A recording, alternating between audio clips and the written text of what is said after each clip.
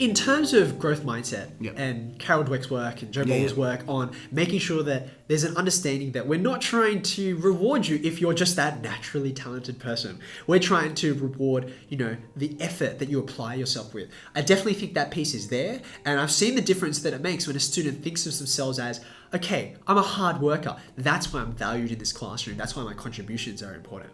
I think that's definitely an important piece. For me personally, what I think has gained the most currency in the classroom is actually something a little bit different, which is the way that I question students in class. Questioning, I think, is a very undervalued skill. I know there's that joke where someone asks a rabbi, why do you ask so many questions? And the rabbi's response is, what's wrong with asking a question? I think that, that sort of Jewish way of developing understanding by, that almost that Socratic sort of a way of getting at people's knowledge and expanding it by questioning, I feel that's the key. So as an example, in my classroom, I almost never answer questions.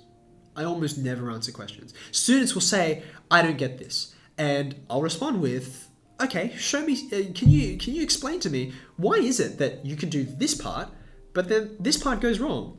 You answered this question before, everything worked fine. Can you tell me what's different about this question that makes the wheels fall off? And then they're suddenly put in the position of, oh yeah, I know how to do this, I'm the expert at this. Okay, well let's try and dissect what's happening in this new question. And then they start to work out, okay, this is different. Oh, I didn't notice that before. I often have to tell pre-service teachers when I'm mentoring them, the person who's doing the talking is the person doing the learning.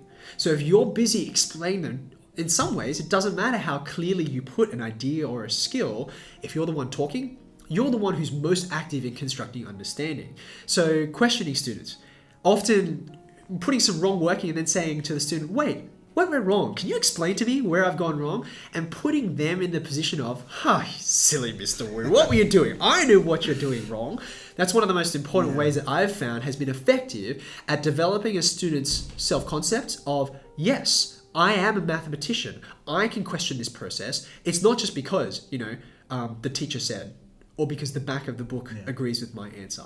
And in fact, I think it's just as important to do that with the really quick, gifted students, as well as the students who are struggling, because I think that questioning them and saying, do you really understand why that answer is that you've got? You've got the right answer. Good for you. Can you explain the rationale for why? Can you explain why the process you did arrived at that answer? And what that often does is reveal a superficial level of understanding. So I feel like questioning is kind of, for me, that secret thing which I was never told, but I discovered is so powerful in the classroom.